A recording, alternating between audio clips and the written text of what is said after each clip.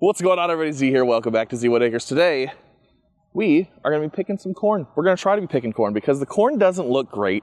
We're going to talk about that, but we're going to get into this. As you can see, we've got our tractor here.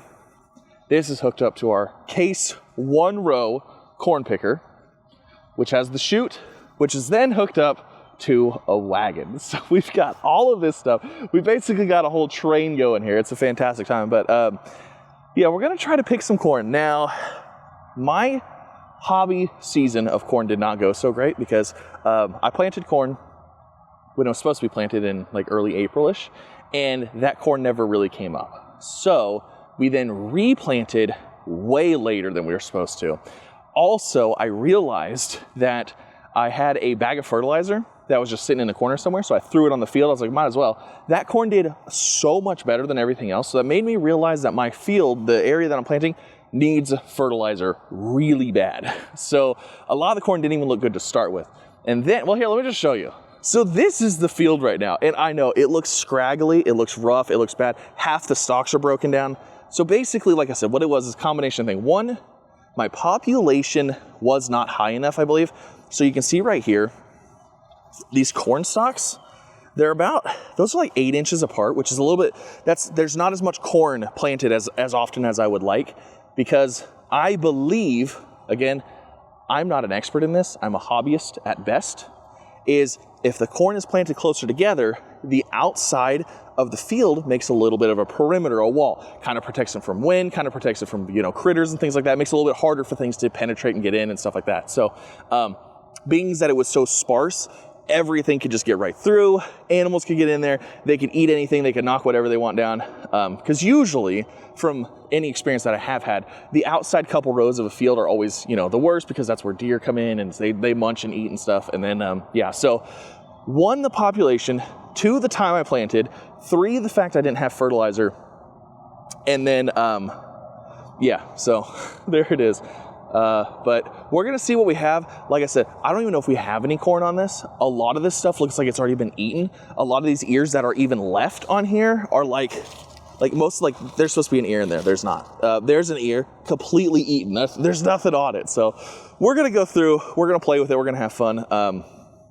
We're going to try this bad boy out. Let's go and look at the picker. So here's our Case picker. This is a 1-row picker. I live in a place where, I'm trying to see if there's like a model number or anything. I don't see it specifically. Anyways, I live in an area where corn is not a hugely popular thing, and it never really was. A lot of places in the Midwest and stuff like that, there was a lot of family farms and things like that, so a lot of people had these. So the fact that I found one here in Arkansas was kind of a miracle. It was like an hour and a half away. I pulled it back with my truck, and it took me about 3.5 hours to get home. I'm glad we made it home. This tire right here, I don't know if you can see that. That tire don't look good. It didn't look like that when I started. All of the rubber, the tread, flew off. I was only going like maybe 20 miles an hour total, maybe 15. And it was throwing tread. I actually have a piece of tread that landed on the front of my truck. So, but yeah, this is our Case 1-row picker. Basically, what happens is we have a row. The corn goes through here. And we have these little things that are going to spin, and they're going to kind of pull the stalk up, and it's going to try to strip that cob off of there, and then throw it down into the chute down here. It's going to go up here, and then it goes down here. There's a giant fan right there that's supposed to like blow the loose stuff out, so it doesn't go down to this chute, and then this chute goes up into the wagon. Now, I fired it up yesterday. I posted a little video on it. You probably saw it, saying it's alive. That belt was stuck. It was not activating. So I had to get in there, clean a bunch of stuff. It was just a bunch of like pine needles and stuff like that from sitting under a tree. A whole bunch of that got stuck in there. So, but yeah, that's what we're doing. This is the setup. We're using a John Deere 3038.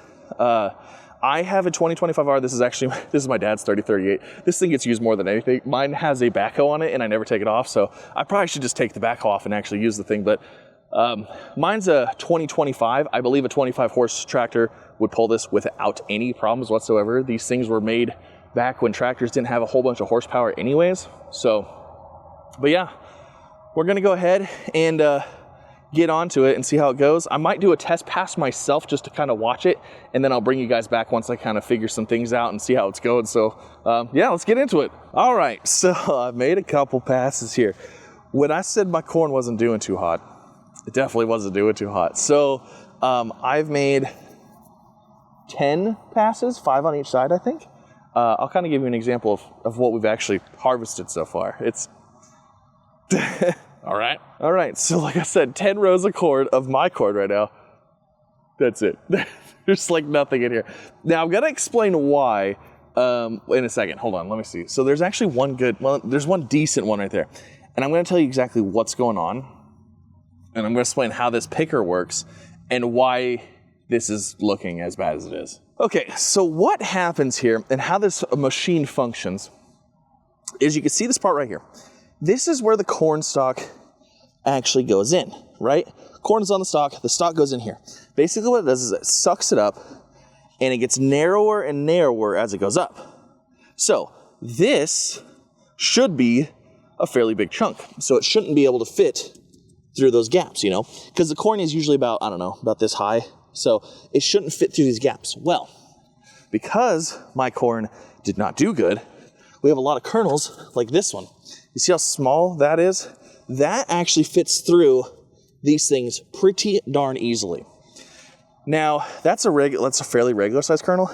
This is a small ear of corn. Like this is small, and this is like the only one it's gotten. So basically what's happening is that the corn did so bad, there's no corn on it, and what kernels and what cobs are on there, they're just going through. They're just getting sucked through the thing, and nothing's actually going into the chute. Now, like I said, those are the outside rows, but I don't think it's gonna get any better. Also, I have been messing with the height of this, because you want it to kind of sit lower, because you want to be kind of going scooping underneath the corn stalks. But you also don't want too low, because like that time I had a little bit too low because the stalks were getting stuck on it.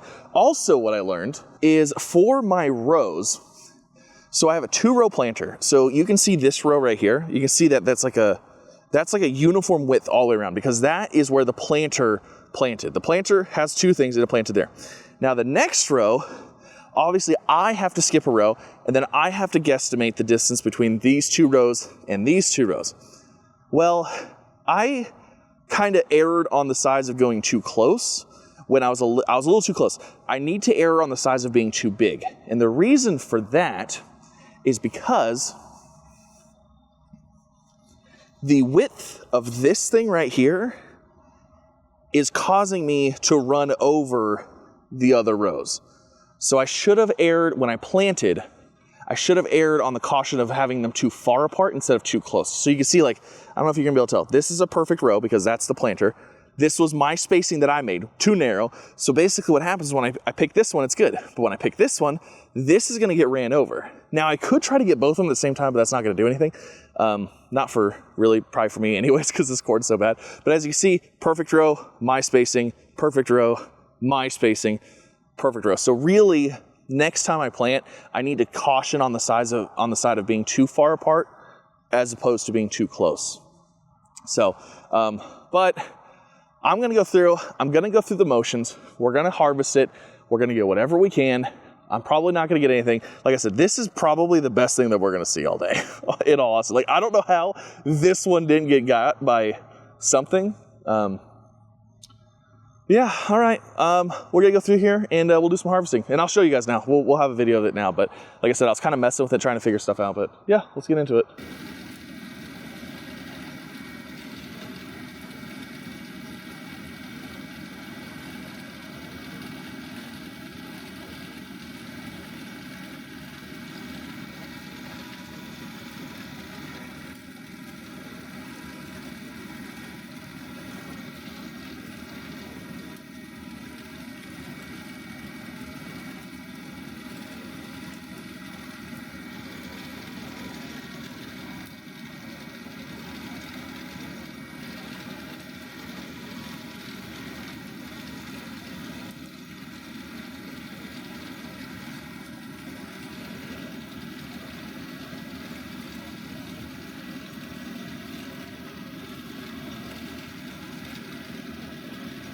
Okay, so let's say half the field is done. And I don't know how much is in there. I'm gonna guess it's probably next to nothing, but we're gonna go look. I'm thinking it might not be worth finishing. Let's go see how much we've got though. So I think the picker's working good. I think it's working just like it's supposed to. Yeah, let's see what we got in here. Yeah, literally that one cob. So like you can see there's a couple, but it's only like the normal sized ones. All right, well, okay. So this is what I'm thinking. I don't think it's worth running this for no reason. We're obviously not getting anything out of it. And as old as this is, it's running and everything's fine on it. But I don't think there's any reason to run it for the next hour and possibly like break something for no reason, because we're obviously not going to get anything. I kind of walked through the field already, and I don't see anything. I don't see anything anywhere. So yeah, the picker, like I said, the picker would work if there was something to pick, which is kind of unfortunate. Yeah, it is what it is. So, but yeah, so there it is. We tried. We picked corn. We picked a cob, one singular cob. So next year we're gonna do better. We're gonna plant good corn on time and fertilize it, and we'll be good. Last time we planted, it was like 2 years ago, I think we planted a different spot and planted it on time, fertilized it, everything. We had like, this wagon was like half full. So plenty of corn. We have the potential. It's just, like I said, I think it was a combination of being too late, the population control, lack of fertilizer, and then animals eating it too. There was deer out everywhere. There's patches in the middle of the field where it's like all flattened out because they would just come in and like lay down and just eat everything. So, but there we go. We did it.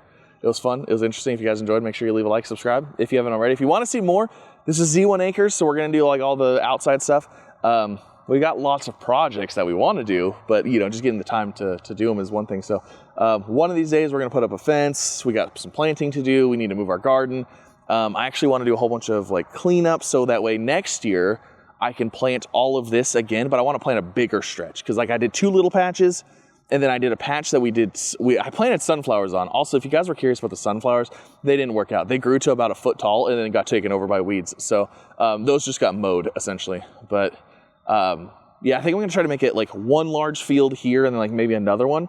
And then like next year, we're actually gonna plant it on time, good corn with fertilizer. And then probably, like I said, I'd like to put up a fence, an electric fence to keep out animals, but we'll see how it goes.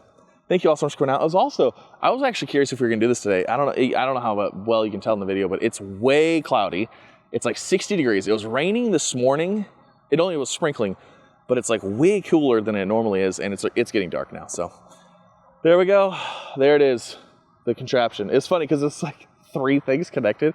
It's like, it feels like a whole operation. But yeah, I'm not even gonna bother with the rest of it. I think we're just gonna mow it, till it, and then we might throw out like a crop, like a winter crop, just to kind of throw it out there to kind of put some nutrients in the ground. We might throw out rye or something and just leave it, because it's literally just grass. So like if I just till it up and broadcast some rye out there and just call it a day, that might actually help the ground a little bit, kind of rebuild and reconstitute and give some stuff back in there. And then we'll do corn again in spring. But yeah, thanks again for coming out. Have a wonderful one. I'll see you next time.